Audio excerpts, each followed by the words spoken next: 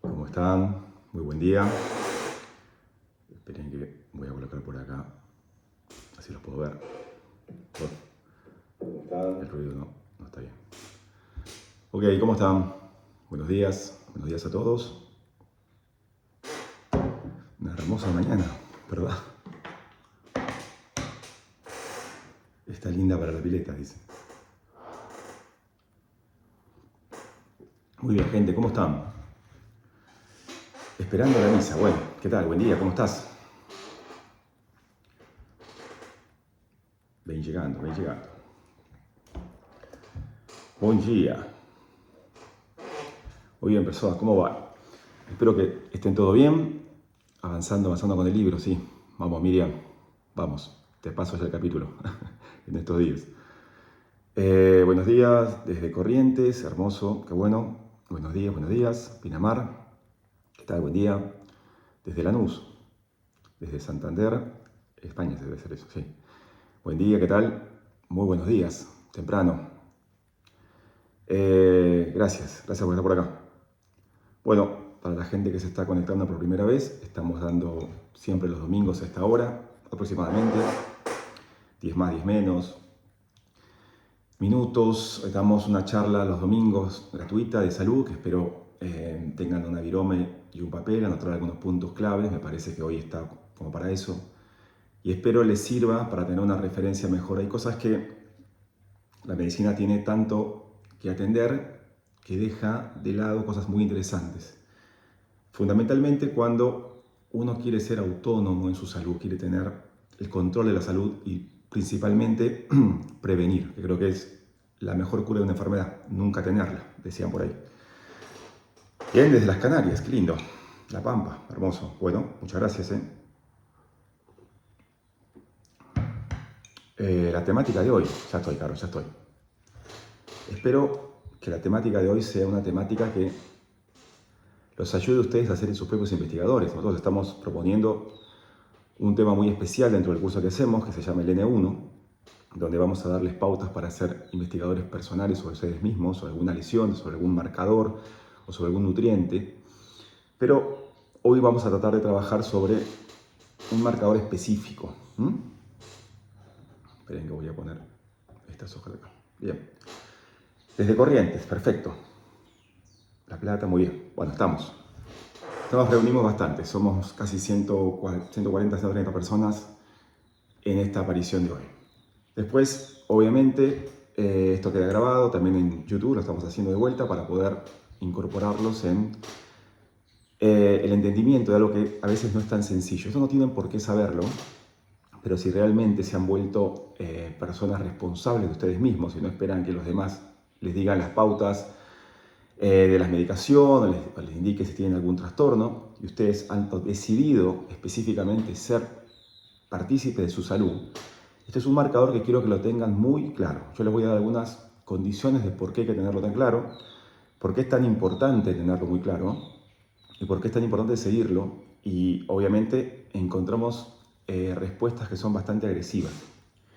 Vamos a hablar hoy de la HbA1c, algo muy sencillo, creo que muchos de ustedes ya lo conocen, otros no. HbA1c es un marcador del glóbulo rojo, de la hemoglobina específicamente, que es parte del glóbulo rojo, es parte del eritrocito, es parte de la hemácia, es parte de ese glóbulo vermalo, que tiene fundamentalmente la misión de transportar oxígeno. También tiene hierro el glóbulo rojo, pero el oxígeno es vital para los tejidos, y sacar dióxido de carbono hacia los pulmones y liberarlo. O sea, nosotros tenemos glóbulos rojos, que son células que tienen hemoglobina, esto para el que no lo entiende. Este glóbulo rojo sale de la médula ósea, algo que se llama eritropoyesis. De la médula ósea se liberan esos glóbulos rojos, tiene una proteína que se llama hemoglobina, que básicamente contiene hierro, es tan importante el hierro para nosotros estar adentro de esa célula, y ese glóbulo rojo ahora también va a transportar, junto con esa hemoglobina, el oxígeno. ¿El oxígeno a dónde? Hacia los tejidos. Todos los tejidos de tu cuerpo tienen especialmente oxígeno, transportado por esa hemoglobina. Esa hemoglobina tiene que llevar el oxígeno a tu cerebro, a tu corazón, a tus vasos, a tus arteriolas, básicamente a todos tus órganos. ¿Bien? Todas tus células necesitan especialmente hemoglobina. Hoy los estudios específicamente de sangre están siendo un poco en tela de juicio. O sea, imagínense lo que les estoy contando, que para muchos es... ¿Por qué? Porque lamentablemente estamos viendo un líquido y nosotros queremos ver ahora células. ¿Qué está pasando adentro de la célula, no qué está pasando en la sangre? Inclusive se están haciendo estudios muy buenos a nivel de la orina, como predictores del cáncer, que hoy por hoy está dando la vuelta al mundo. Pero estamos trabajando más, que es algo que posiblemente muchos de ustedes no accedan todavía, es a medición de hormonas y de nutrientes a nivel celular. En el curso voy a explicarle algunos de estos puntos para que empecemos a abrir la cabeza con respecto a lo que es estudios a nivel de saliva.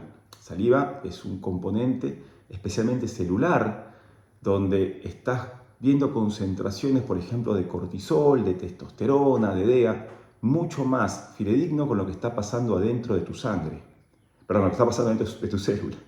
Y esto tiene que ver básicamente con una excelente forma de ver la concentración. Uno de los problemas que tenemos es, mandamos un paciente, por ejemplo, del programa, y vemos que se repiten marcadores que tendrían que estar muy cambiados, ya tendría que haber mejorado. Y le estamos pidiendo a muchos, por favor, cambiar de laboratorio. Y cuando cambian de laboratorio, las cosas cambian.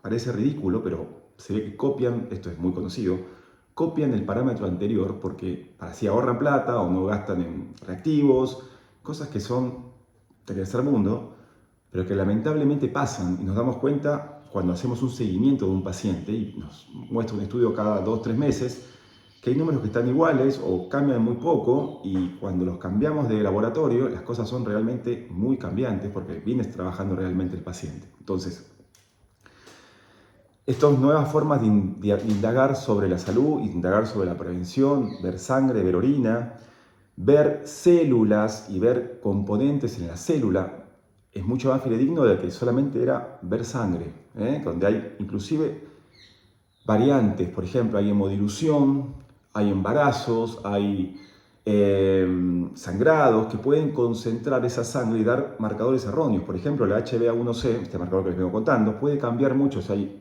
hemodilución, si hay un sangrado. Es demasiado cambiante y uno puede estar viendo algo que realmente no coincide con lo que está pasando en ese paciente. ¿Ok? ¿Estamos bien? Desde Panamá. Qué lindo Panamá. Hace poco estuve por ahí. Bueno, bien, entonces, qué lindo ese edificio que tiene Panamá. Bueno, entonces, si esto es bastante difícil de ver, hay que estudiar bien a la gente y especialmente ver de dónde vienen sus estudios. El HbA1c es como nosotros podemos averiguar, y esto por favor vayan anotando porque voy a ponerles cosas que por ahí no saben del HbA1c, que van a indicar posibilidades de lesiones a futuro, sobre algunos marcadores que quiero que ustedes conozcan bien. Usualmente el HbA1c es un marcador nutricional de tu estilo de vida. ¿Bien? O sea, yo puedo saber con HbA1c cómo te estás nutriendo los últimos 90 a 120 días, que es el tiempo que esa hemoglobina va a vivir en tu organismo. La unión hemoglobina-glucosa es permanente. No se va a soltar la glucosa de la hemoglobina hasta que esa hemoglobina muera. ¿Bien? Entonces, como es permanente, nosotros podemos saber si ese paciente los últimos, pasado más de 90 días, más de 120 días, ha mejorado su nutrición, ha mejorado sus hábitos y ha mejorado el daño que se está produciendo. Entonces, ustedes con el HbA1c pueden ver el metabolismo, especialmente lucídico, de un paciente a nivel de la salud, específicamente con la indicación o con el cambio que ustedes quieran hacer. El HbA1c tiene, la hemoglobina especialmente, tiene varios tipos de subdivisiones. A0, A1, 1A1, 1B, 1C. El 1C, HbA1c, es el que nosotros estamos buscando estudiar. Ese terminal A1c es un terminal beta, ¿bien? Donde tiene unida ese terminal beta un aminoácido que se llama valina. Nosotros hablamos mucho de la valina en los aminoácidos esenciales, y especialmente en los ramificados. Isoleucina, leucina, valina. Valina tiene la capacidad de pegarse con la glucosa. Cuando se pega con la glucosa, transita en tu organismo durante 90 a 120 días, no se suelta más. Bien, está siempre pegado y se le llama glicación o caramelización. Bien, ¿me siguen bien? Cuando esto ocurre, entonces el paciente empieza a tener diferentes tipos de agresiones, algunos más, otros menos. Y este es el marcador que quiero que ustedes noten. ¿Por qué? Porque de golpe tenemos a un paciente que le pedimos, pásanos por favor tu glucosa en ayunas, un marcador bastante volátil y bastante poco significativo. Bien, basame tu glucosa en ayunas. Tu glucosa en ayunas te va a dar hoy en sociedad, no estamos hablando de estar en el Kalahari con alguna tribu, que está obviamente una mujer en una tribu o un hombre en una tribu para conseguir comida, tiene que caminar 3 días sin prácticamente llevando alguna raíz, algún alimento muy escaso, un pedazo de carne seca, y se te acaba y 3 días caminando hasta que encontrás algo, no encontrás nunca nada. Entonces tus recursos energéticos son muy utilizados. Difícilmente ese tipo pueda tener una glicación alta, ¿no es cierto? ¿Por qué? Porque tiene demasiado movimiento y no le da la capacidad de utilizar otra cosa más que sus recursos, tanto en sangre como en depósito. Eso a nosotros no nos pasa. No estamos todo el día moviéndonos, la mayoría está más de 8 horas sentado, más casi siempre estamos 12, 13 hasta 14 horas, si cuentan todo el día, 7 a 8 horas acostado. Entonces el movimiento es muy poco, por lo menos alguno hace un entrenamiento de 1 hora, una vez o 3 a 4 veces por semana, fantástico, y se corta por ahí. El movimiento es muy corto en sociedad, tenemos demasiada necesidad de estar sentado con los dedos y de pensar sentado. Entonces las cosas van cambiando. Es muy difícil y muy, para mí, vamos a decirlo así, muy exigente poner a la gente en esos parámetros de salud donde ya no estoy viviendo de una manera tan extrema o como los inuits adentro de un iglú tratando de conseguir alguna foca para comer. Difícilmente estamos en ese estado. Entonces, como es un estado ya irreal para nosotros, ya no estamos viviendo en ese estado, ponemos marcadores que sean más reales. Entonces, a partir de que una persona tiene casi siempre entre 40 y 50 años glucosas de 100, ya se está considerando desde la salud que estamos trabajando una resistencia a la insulina leve, un primer grado de resistencia a la insulina, porque tranquilamente esa persona con una buena nutrición, con una buena calidad de ejercicio, podría estar bajando por debajo de 90 y por debajo inclusive de 85 la glucosa. Entonces, poner una glucosa de 100 tradicionalmente no ha sido un efecto natural en nosotros, es un efecto declive de nuestro estado de salud, es un efecto de maltrato metabólico a nuestro estado sedentario y a nuestra nutrición abundante en energía barata. Hasta acá van bien, ¿bien? Me van entendiendo por lo menos ligeramente un poco el concepto. Si eso es hoy un poco más lesivo sin tener un diagnóstico de diabetes tipo 1 o 2, que por ahí estoy leyendo, simplemente está manifestando de que el metabolismo ha cambiado a un metabolismo sedentario. Pongan aleluya aquel que tenga una glucosa por debajo de 90, pero es el mínimo de población. Hoy, básicamente, lo que yo veo en una semana, que pueden ser alrededor de 50 pacientes, a ver, son, sí, más o menos, no, menos, 40 pacientes.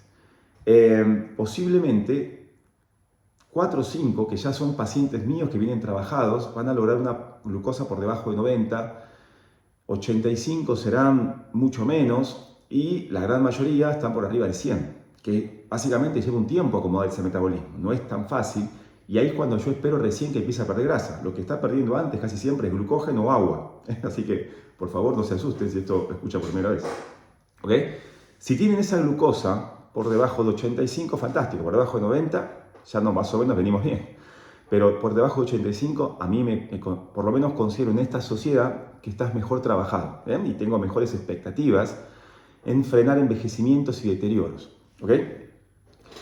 Si esto más o menos los hacen un poco más conscientes, imagínense lo que le cuesta a la medicina trabajar con una indicación de salud.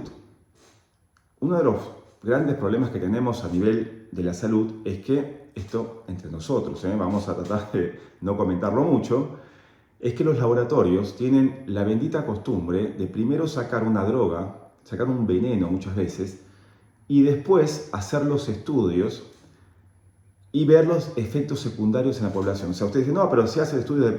No. Básicamente, el mayor problema que tenemos es que los estudios vienen más serios a posterior. Entonces, por ejemplo, sacan una pastilla para el colesterol, sacan una vacuna, sacan, o contra un virus, y los estudios interesantes realmente, no estos estudios basados en medianamente una pseudociencia epidemiológica, o un estudio con una estrategia estadística, no nos revelan lo que realmente nos importa. Entonces, cuando está la droga en el mercado, después de un tiempo nos damos cuenta que esto no es tan bueno, y ahí, bueno, empiezan los efectos secundarios de mucha gente, y bueno, dicen, listo, entonces ahora, como tenemos algunas demandas, pagamos las demandas, pero el problema es que han juntado tanta plata que la demanda es poco significativa. Las demandas, digamos, que me hagas una demanda por $100.000, bueno, por $1.000.000, o unas 100.000 demandas que juntemos en total, unos $20 millones, pero ganamos $100.000 millones, realmente me importa poco que me demandes. Entonces, los que estamos en el medio, que somos los pacientes, que somos los profesionales, tenemos que desconfiar bastante de la medicina a nivel medicamentosa, porque lo que se ve hoy, estoy leyendo muchísimo sobre vacunas del dengue y es aterrador, es primero ser conscientes de mi salud y trabajarlas para no enfermar. Y trabajar para no enfermar implica, primero, entender que hay marcadores que son extremadamente necesarios. Si tu médico de cabecera te está haciendo un control y el médico no te pide HbA1c, entonces no te está haciendo ningún control. Porque realmente no me importa la glucosa, me importa la insulina, me importa la insulina en ayunas, me importa el comportamiento de la insulina, la curva de la glucosa es muy interesante, y me importa el HbA1c. El HbA1c, si mal no lo recuerdo, fue propuesto en 1958, o sea, hace mucho tiempo atrás. En 1993 recién se lo tomó en serio, 1993, o sea, yo creo que había un estudio, si mal no recuerdo, que se llamaba Diabetes Control and Complication Trial, que fue uno de los indicadores más interesantes de estudios, que tenía una sigla que se llama DSST, me acuerdo por eso, más que nada, que era el primer estudio fuerte que mostró que el HbA1c era el marcador interesante a seguir en un ser humano a nivel metabólico. Después se confirmó por otro que era UK de United Kingdom, PDS, que era United Kingdom Prospective Diabetes Study. Esto fue en 1998, si mal no recuerdo, donde ya se aseveró otro estudio fuerte que el HbA1c tendría que ser un estudio, un tipo de medición infaltable en los seres humanos, infaltable, inclusive hasta en adolescentes, porque hoy por hoy, si ustedes no sé si lo saben, pero si viajan a Estados Unidos y trabajan con nenes de escuela, los nenes ya tienen tetillas, hombres, nenes, que todavía ni siquiera han madurado sus testosteronas, ya tienen tetillas de mujer, grasa en las tetas y formando especialmente una grasa anómala para un organismo masculino, donde está, esto lo vamos a traer en el curso, aromatizado y estrogenizado. Está tan estrogenizado por el alimento, por el estilo de vida, que estamos dañando al ser humano antes de que empiece a liberar sus hormonas masculinas. Es gravísimo, pero bueno, hoy se está viendo mucho. Y en estos nenes hay que pedirles HbA1c.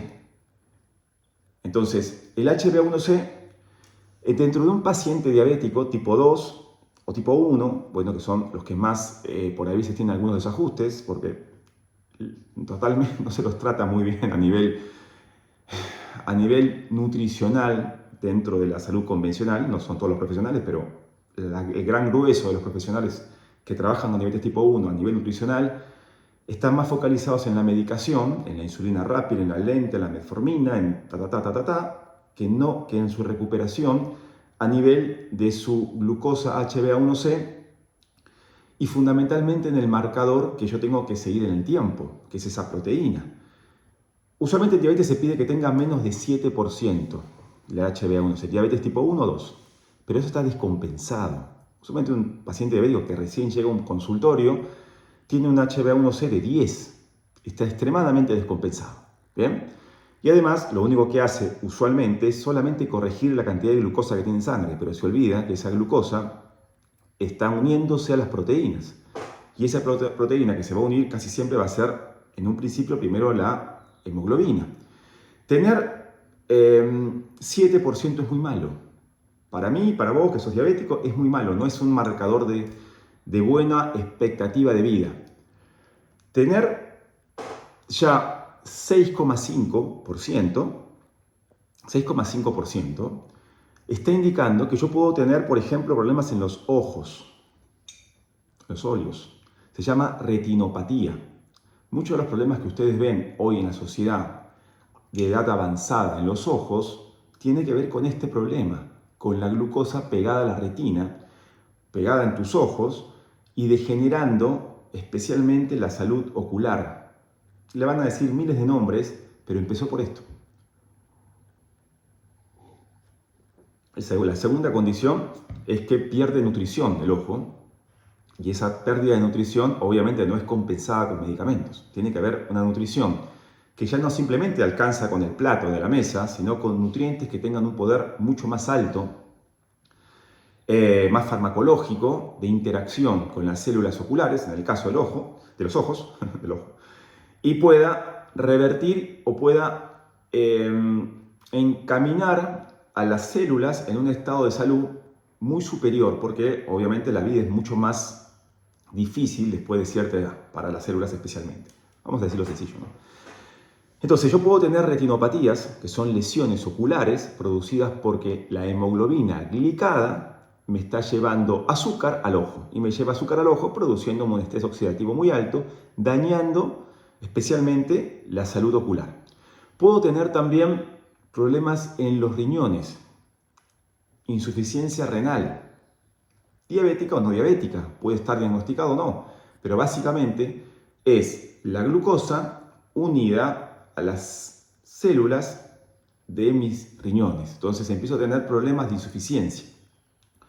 O el más común que básicamente la gente tiene, y no sabe por qué, o lo toman por edad, o lo toman porque, bueno, genéticamente es así, es la arterioesclerosis, no la ateroesclerosis. La artero es adentro, se va formando placas ateromatosas, también es común, pero la arterioesclerosis es que las arterias se te están esclerosando, poniéndose duras y rígidas. Entonces llega la sangre, no se mueve, y eso genera una resistencia al pasaje de la sangre que después se va a llamar presión arterial. ¿Y por qué tengo presión arterial? ¿Porque mi mamá tenía presión arterial? No, tengo presión arterial porque yo estoy nutriéndome mal hace mucho tiempo, estoy creyendo que el pan no es azúcar, estoy creyendo que las galletitas no es azúcar, que las galletitas de agua es un alimento fantástico, que el disco de arroz es un alimento fantástico, lo único que hace es llenarte de azúcar y nada más. Que la polenta es un alimento fantástico, no, es azúcar, carente de nutrientes específicamente. Entonces, bueno, el alcohol ni hablar, el azúcar común ni hablar. En un estado en el cual yo tengo poca capacidad de movimiento, ese azúcar se me está metiendo especialmente en las arterias. En los nervios, específicamente en los nervios, esa condición nerviosa es pérdida de sensibilidad, pérdida inclusive de velocidad, y además en las neuronas con una condición típica llamada Alzheimer, que no hace falta tener 7%, ya con 6,5% de HbA1c ya puedes estar presentando principios de demencia, que es la pérdida de memoria actual, ¿no? La pérdida de memoria pasada, no, la pérdida de memoria actual progresiva, o sea, voy perdiendo cosas en el día, perdiéndome en tiempo y espacio, anticipándose a una demencia. Es uno de los marcadores del Alzheimer, son como 6 los tipos de Alzheimer que puedo tener, pero el más fuerte hoy en sociedad es este. ¿Bien? Después hay otros, genéticos sí también, pero que están estimulados siempre por el medio, el ambiente. ¿Ok?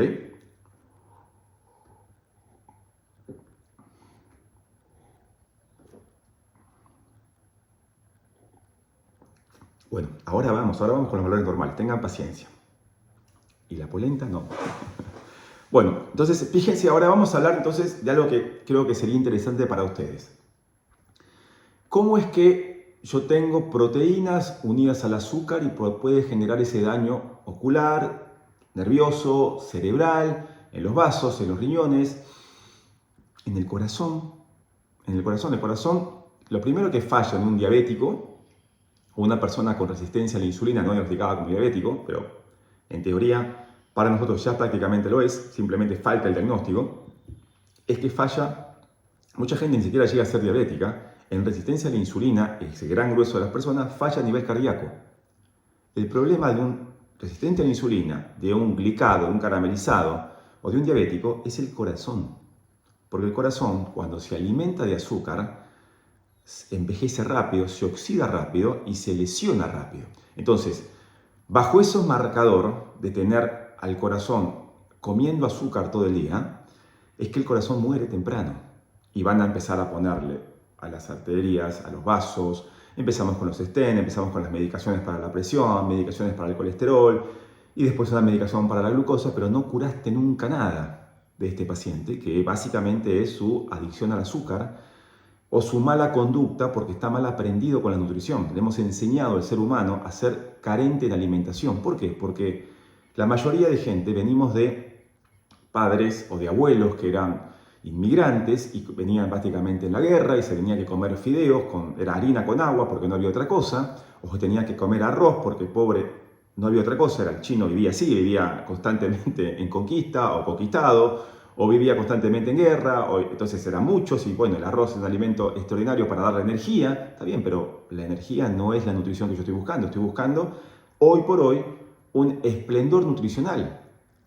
Entonces, se vienen haciendo creencias y obviamente hay alimentos que tienen mucha palatabilidad, mucho gusto, cuando se lo mezcla con grasas, azúcar y grasa es fantástico para el cerebro, pero lamentablemente nuestras proteínas, por ejemplo, les voy a nombrar una que es muy interesante, se llama apoliproteína A, nosotros cuando pedimos colesterol, digamos, como marcador, el colesterol total ya saben que es un marcador pobrísimo, es más, los diabéticos en su mayoría tienen el colesterol bajo, para que se den una idea, diabético tipo 2 está tan arruinado su hígado que empieza a liberar poco colesterol y tenemos diabéticos, hace poco atendí creo que 2 en esta semana, uno diabético tipo 1 y un diabético tipo 2 y el tipo 1, que estaba bastante complicado, tenía un colesterol de 183 total. Fantástico, no, es un colesterol total, es poco, totalmente dañado, totalmente tenía una HbA1c de 11, una bestialidad. Entonces, ese paciente no estaba bien contenido en salud, estaba mal, pero fantásticamente medicado.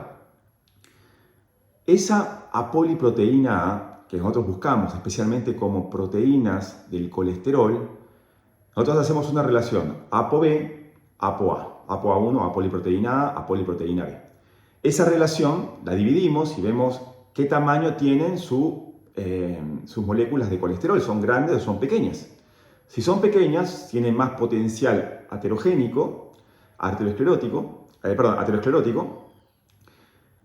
y si es una molécula grande, va a tener menos potencial de meterse adentro de las arterias.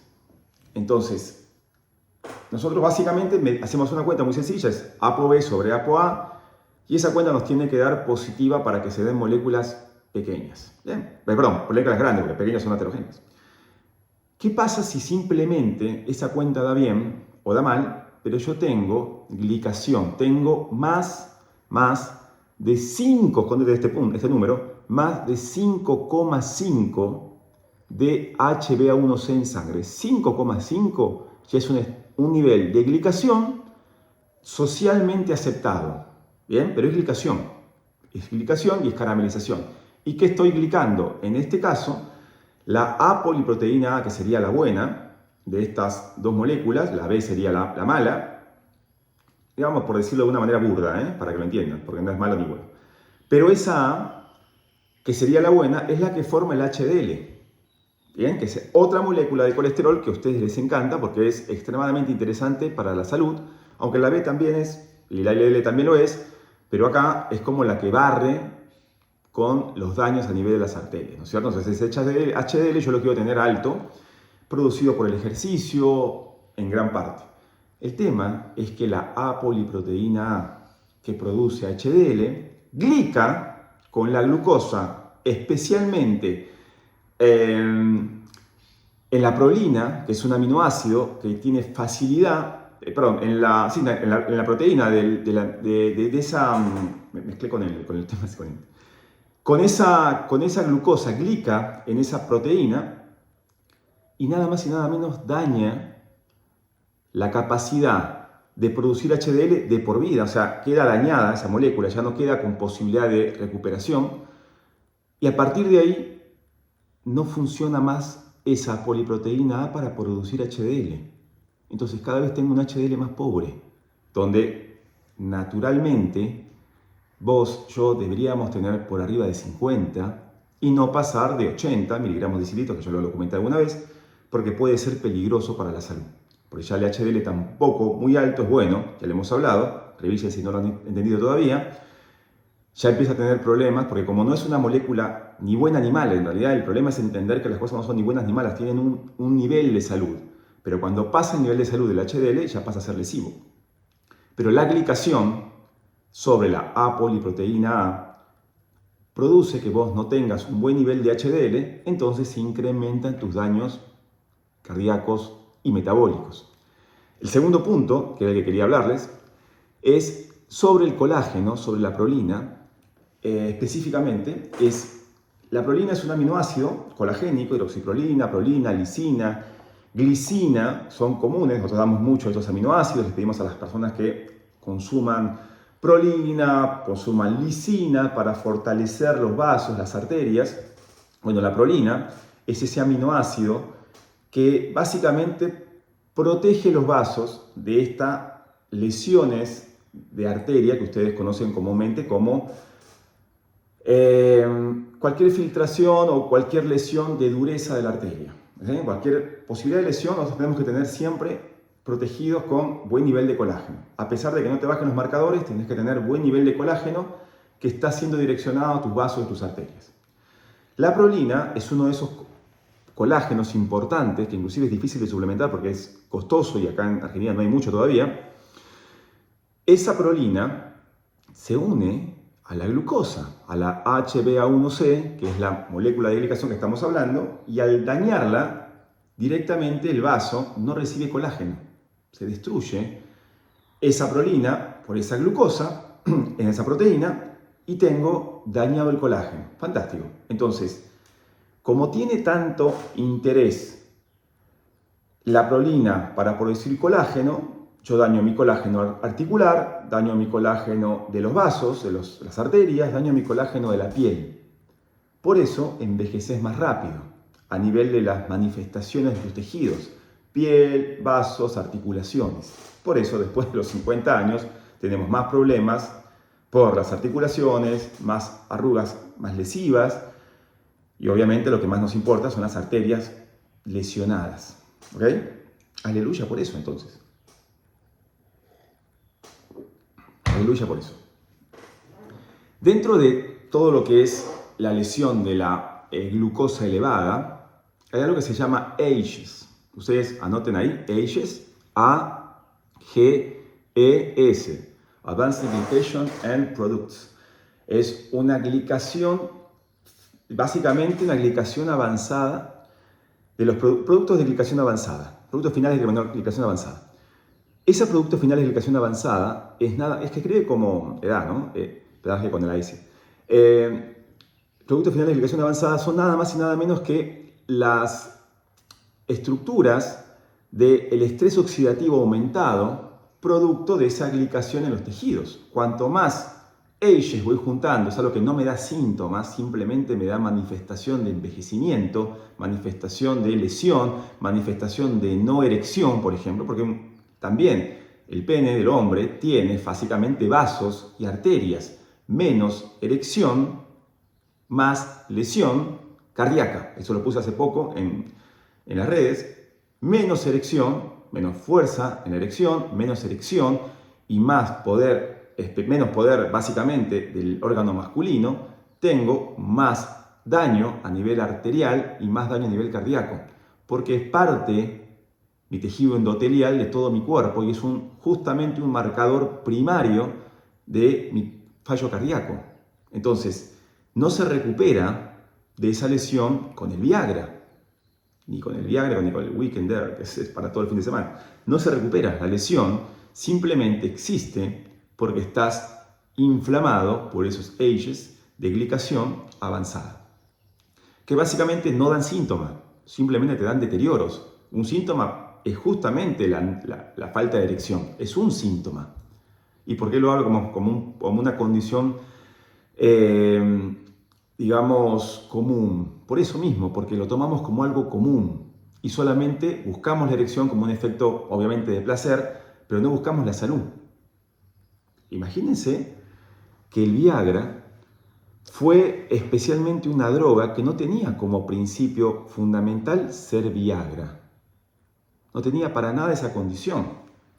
Tenía otra respuesta, pero se daban, cuando se hizo estos estudios epidemiológicos que les digo que hacen los laboratorios, empezaron a ver de que no se devolvía el Viagra. Los hombres no lo devolvían, las mujeres lo devolvían. ¿Y por qué los hombres no lo devuelven? Y resulta porque les generaba erección. Entonces, el estudio primario, que si mal no recuerdo, creo que era trabajar sobre la presión arterial, me acuerdo con ese medicamento, no estoy muy seguro, pero no me acuerdo bien. Al no lograr el efecto que se buscaba y al enterarse que los hombres no devolvían el medicamento, lo que hacían era empezar a investigar por qué no lo devolvían. Y era porque el hombre tenía erección. Ok, fantástico. Entonces, hoy va a ser el medicamento de la erección. Está bien, fantástico. Es el medicamento más vendido del mundo, junto con el colesterol y junto con algunas hormonas estrogénicas. Pero no resolvió el problema, que es que esa persona tiene dañado el endotelio vascular, tiene dañado el óxido nítrico y tiene dañada la testosterona. Sigue siendo un deterioro que lo va a enfermar a nivel cardíaco, porque la testosterona, también lo hemos puesto hace poquito, tiene que ver con la salud cardíaca. ¿Me siguen? Bueno, todo se va como uniendo en una condición de lesiones que no se solucionan con la medicación. Por eso les digo, tengo tantos problemas con los laboratorios porque en realidad dan algo, pero primero lo dan y después corrigen los errores. Y segundo, no tenemos salud con lo que estamos haciendo a nivel medicamentoso. Simplemente estamos dando medicamentos.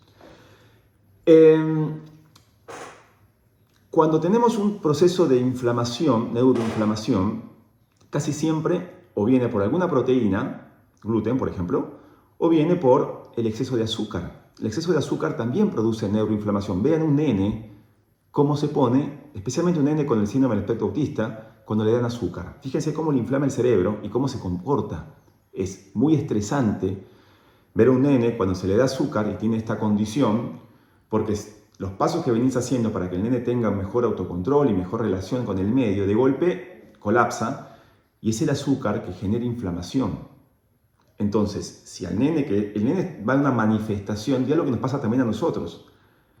El tema es que no tenemos esa reacción, tenemos otras reacciones adictivas hacia el azúcar por la manifestación de la inflamación. ¿Bien? Ok.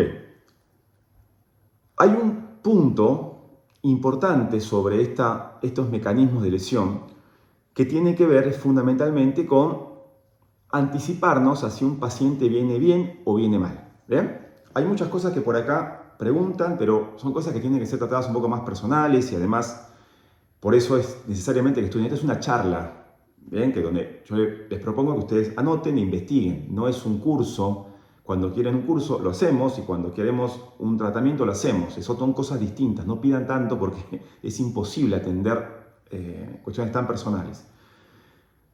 Hay un estudio que también mide la glicación de los pacientes, pero de una manera más rápida, en menos tiempo, para ver si estamos haciendo bien las cosas, que se llama fructosamina.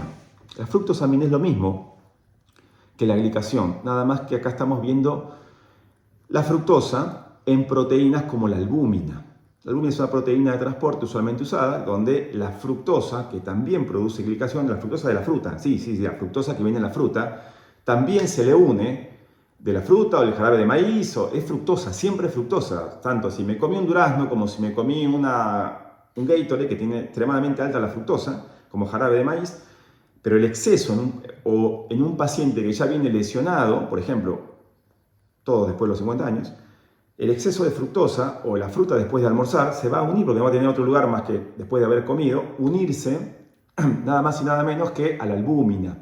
Y ese marcador es tan lesivo como la glucosa, porque también viaja y se va lesionando diferentes tipos de órganos. Entonces, si nosotros tenemos fructosamina elevada, vamos a tener un marcador de lesión de 15, por lo menos de 15 a 21 días, que no es mucho más ajustado que esos 90 a 120 días que nos da la hemoglobina glicosilada. Por ende, podemos seguir a un paciente mucho más tempranamente. Entonces, yo le puedo pedir al médico, señor, por favor, póngame HbA1c, póngame fructosamina, para poder seguir mejor mis niveles de unión de la glucosa o la fructosa a mis proteínas. Y así por lo menos corregir y darme cuenta de lo que me estoy jodiendo realmente o me estoy cuidando a nivel de mi salud. A partir de acá yo puedo tener algo mejor, una mejor expectativa de cómo estás. Y no es complicado, porque además hoy tenemos un enorme problema con los laboratorios y especialmente por medir sangre, cada vez va a ser mejor medir orina y medir saliva. Pero bueno, mientras esto exista todavía, hay marcadores que cada vez nos cuesta más conseguir, el laboratorio cada vez, las horas cada vez son más difíciles. Entonces, algo tan básico como la HbA1c, la fructosamina, casi no se le niega a nadie. Entonces, úsenlo, porque imagínense, nosotros tenemos entre 10.000 a 100.000 neuronas que mueren por día. Si yo tengo especialmente una condición de glicación en el cerebro, yo puedo estar perdiendo más del doble de neuronas por día por ese proceso de lesión cerebral. Por eso envejezco más rápido a nivel de la memoria actual, como también de la capacidad de pensar de forma más profunda y cognitivamente hablando, me va disminuyendo. Y lo que yo propongo es llegar a edades avanzadas con un esplendor mental, donde yo puedo transmitir mi conocimiento de la vida a mis seres nuevos, a los nietos, a los bisnietos, a los hijos, y ser realmente considerado una persona con el paso del tiempo respetable. ¿Bien? No un gagá que anda por ahí sentado, que lo ponen a la silla, le dan la torta y queda sentado en la silla mirando cómo los demás juegan. No tiene sentido avanzar en el tiempo así. Entonces, si yo soy responsable de mi salud y tengo 50, 60 años, entonces, caramba, empecemos a notar que mi alimentación tiene que tener poca glicación. Fuera de lo que te diga cualquiera, que existan las dietas cetogénicas, low carb, ayuno intermitente, lo que quieras hacer, tiene que tener poca glicación. Si no estoy atendiendo este punto, estoy envejeciendo con deterioros orgánicos multisistémicos. ¿Ok? Ok.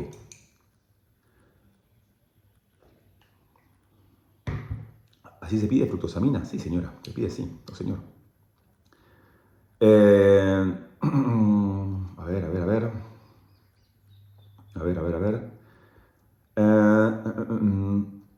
Bien, ahí dan los niveles de ApoB, ApoA, ApoB, ApoA es menor a 0,7. Una pregunta, ¿cómo se mide el colágeno? Y el colágeno, básicamente, lo que vas a hacer es medir tu salud arterial. ¿Cuánto es tu presión en ayunas? ¿Cuánto es tu presión, fundamentalmente, si no tenés una angustia cuando ves una bata blanca? ¿Cuánto tenés, o por lo menos cuando te ponen un holter, cuánto es tu presión tradicional? Cuando ya superás en salud 11,5, tu presión tiene cierta resistencia. Entonces ahí podés estar entendiendo que tu colágeno no es tan bueno, simplemente por un holter que te pone. La mayoría de gente tiene 12 como algo normal y 12 es muy alto ya. Entonces 11,5, 11 es una excelente presión de la sistólica para ir viendo la salud arterial en un marcador no agresivo. El tema con algunos pacientes es que son muy estresados al ver una bata blanca o al ver que te ponen el medidor de presión. Entonces hay que buscar mecanismos que tratemos de ver una presión cotidianamente sin esos estresores. Entonces, cuando uno mira la presión o simplemente me la mido continuamente y me da por arriba de 11,5-12, quiere decir que yo necesito tener más cuidado con la salud arterial porque acá está dependiendo mi colágeno y de mi clinicación. Un marcador. Hay marcadores, por ejemplo, visibles de la piel, pero bueno, después se pueden tomar otros marcadores, pero no van a ser tan sensibles a lo que está pasando. A ver, daños micro y macrovasculares, muy bien. Y los pies de diabético, bueno, es más de lo mismo, pero ya es una lesión mucho más profunda. O sea, si el diabético no le cicatriza la herida, es porque obviamente tiene hemoglobina glicada, entonces no hay cicatrización, pero básicamente ya es un diabético diagnosticado el que tiene esta lesión.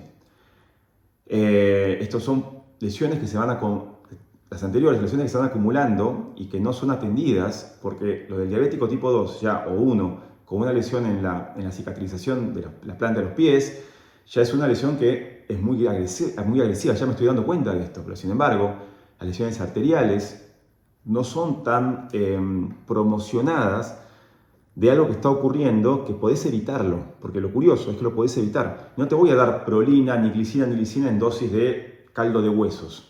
No, o sea, tiene claramente, pero no alcanza para recuperar la salud de un paciente que ya está jodido, que ya viene pasando los 50 años con un desgaste arterial, y más si venís desde los 10 años comiendo muy mal y llegaste a los 50, obviamente, con muchas lesiones de este estilo.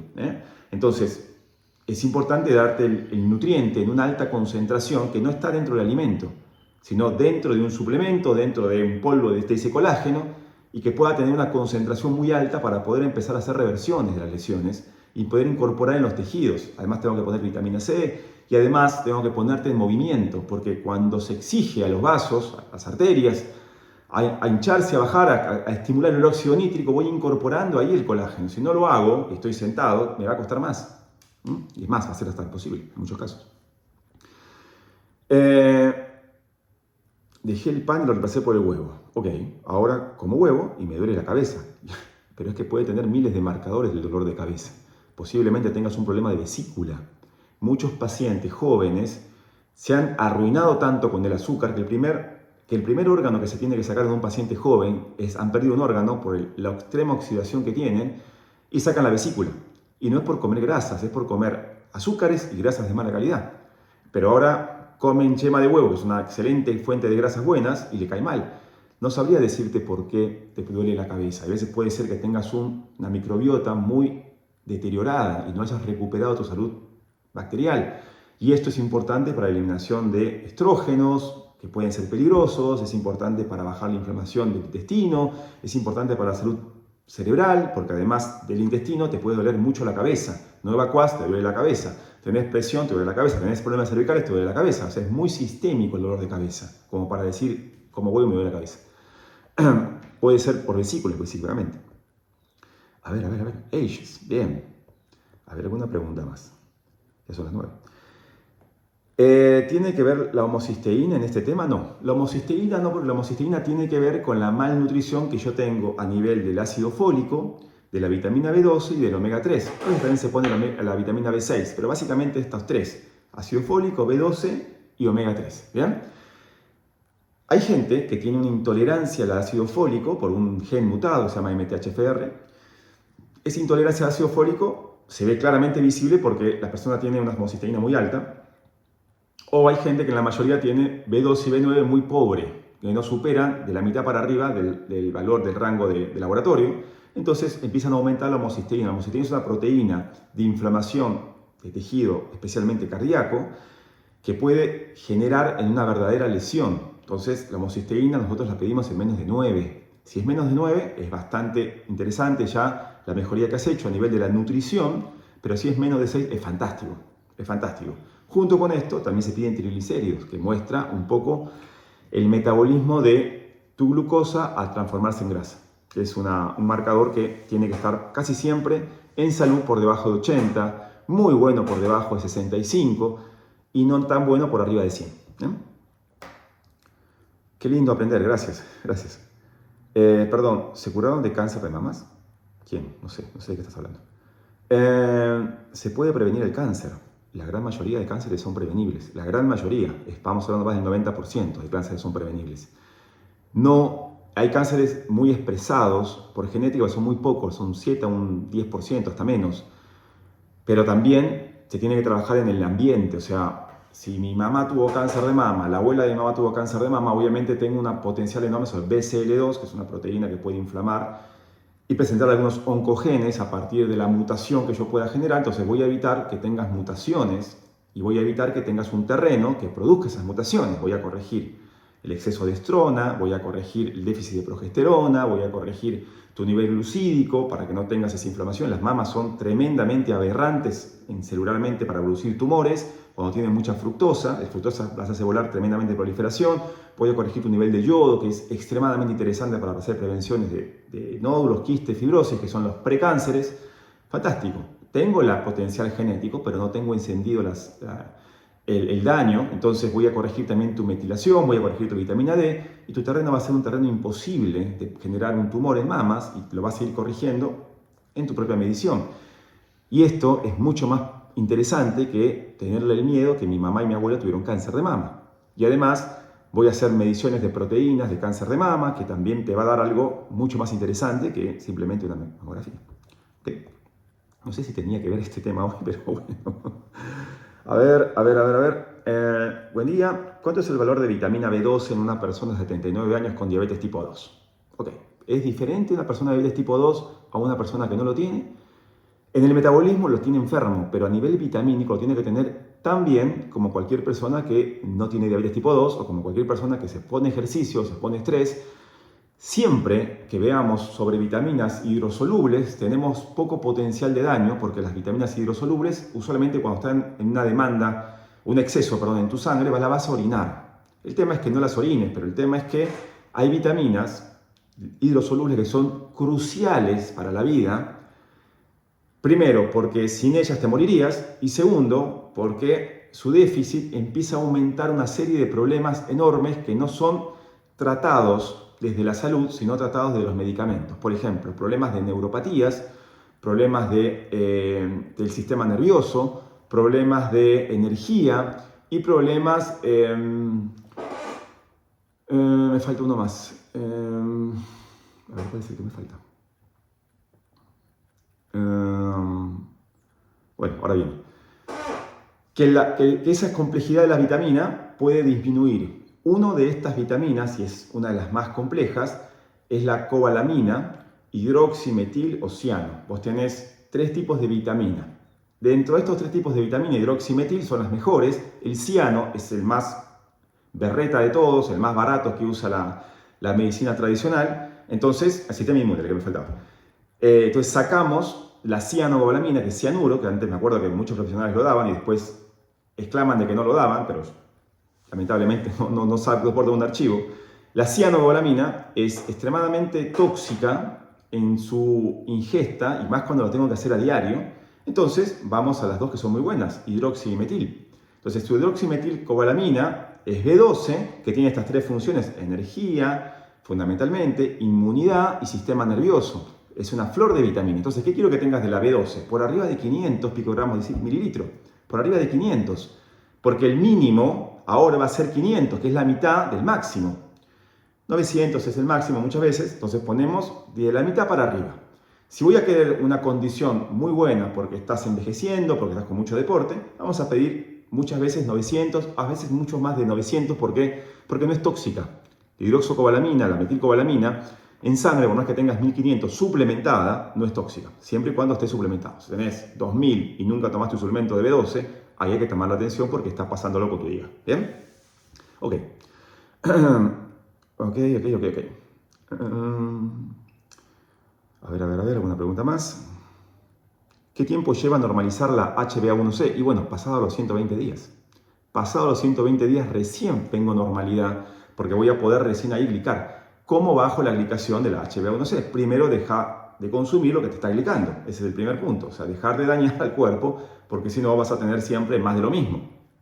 Y es lo más interesante hacer. ¿Te pueden agregar suplementos? Sí, se puede agregar vitamina C, glicina, prolina. Pero hay un nutriente que es muy interesante, que ayuda en la glicación de forma directa, a limitar la glicación de forma directa, que se llama carnosina. Y la carnosina viene de la carne. La carne, si como exceso de carne puedo aumentar mis niveles de glucosa, sépanlo. Si como exceso de carne puedo aumentar mis niveles de glucosa porque también tengo aminoácidos en la carne que van a la vía glucogénica, de formar glucosa. Si esto lo hago, estoy mal porque estoy comiendo de más. Pero si como dentro de un rango de valor nutricional óptimo, la carne, pueden ser 200 gramos de carne cocida, que van a ser por lo menos unos 40 gramos de proteína, posiblemente no tenga exceso de carne y no tenga exceso después de glucosa, y voy a producir un buen nivel de carnosina. Pero en daños específicamente, ya anunciados como un paciente que tiene glicación muy alta, le damos carnosina, le damos betalanina, le damos carnosina, y a partir de ahí tenemos un efecto extraordinario con el desligue de la proteína con la glucosa, siempre y cuando la cantidad de carne sea buena o el suplemento lo puedas usar porque el paciente ya está bastante dañado. Carnosina, anótenlo, carnosina para sacar glucosa pegada a las proteínas. Y obviamente un efecto tremendamente devastador de la glicación es el ayuno. Yo he visto mejorías importantes a partir de los 3 días de ayuno con la glucosa pegada a las proteínas. Es realmente fuerte a partir de los 3 días. Pero en muchos pacientes que están bastante complicados, un día de ayuno ya promueve muchísimo la salud de ese paciente, porque va a bajar varios marcadores de la insulina, la glucosa, y posiblemente en próximas mediciones la HbA1c empieza a dar más baja. Siempre y cuando el paciente pueda hacer un día de ayuno. No todos lo pueden hacer, pero si ya están por lo menos entendiendo el ayuno, tal vez un día te sirva. Comprobalo o por lo menos hablarlo con tu profesional que te siga, para ver una recomendación. Uy, se me va la voz. Yo lo he visto muy bien en 3 días de ayuno. Bien, en 3 días de ayuno. Pero hay pacientes y pacientes, entonces con un día empecemos a trabajarlo. Si esto empieza a mejorar cada 3 meses, fantástico. Y si están interesados, pregúntenle a su profesional de seguimiento si 3 días lo pueden hacer porque van a encontrar mejores respuestas. El ayuno tiene mucho de esto. Sí, cambio la voz a cada tanto. Soy ok, acá me dice una profesional de la hostia, una colega que trabaja conmigo, se llama Carolina Ruiz Álvarez, que es profesional de Nutrial, que va a estar ahora en el curso. Una excelente profesional a la cual aprecio un montón, como a todas las que están por ahí. Específicamente, hay un mecanismo muy interesante con el té verde, especialmente con el matcha. El matcha tiene un poder enorme. Yo no me cansaría si un día tendríamos que hacer una charla de matcha solo y vamos a estar más de 1 hora hablando de matcha. Por eso lo tomo tanto. Tiene poder anti-ages, anti esas proteínas de glicación avanzada. Tiene poder sobre la glucosa. Tiene poder sobre la glicación. Tiene poder sobre la prevención del cáncer específicamente. Tiene poder de la limpieza celular.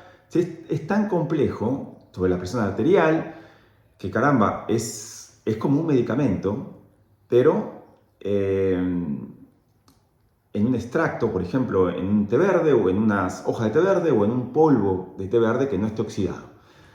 Y el matcha, yo lo recomiendo no tomarlo a la mañana en ayunas porque es tan fuerte que puede generarte náuseas.